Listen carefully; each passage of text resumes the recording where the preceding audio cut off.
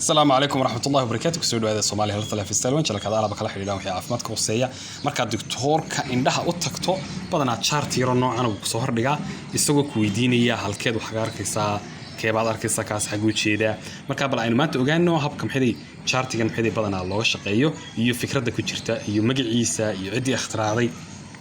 وهي هي شارتي كان الله هذا سنيلس تيست إن هدي حدي حرف كاتيده hadduu xataa yahay iska caadi ah dad kaasoo kaliya arkayso oo kuwa ka hooseeyana arkin macnaheedu waxa weeye in uu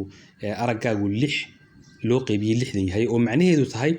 in aad adigu 60 mitir halka qofka caadi ka soo arki lahaa 6 mitir oo kaliya ka arkayso marka chartigan doctorku wuxuu dhigayaa meel 6 mitir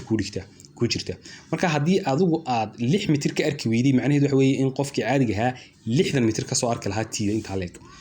haddaad arkayso kaasoo kaliya oo kuwa ka hooseeya aad arkahayn macnaheedu waxa weeye inaad arkayso 36 mitir meel uu ka soo arki lahaa qofka caadi adu 6 mitir aad kaga arkayso oo indhaha gudaha ay gaaban yihiin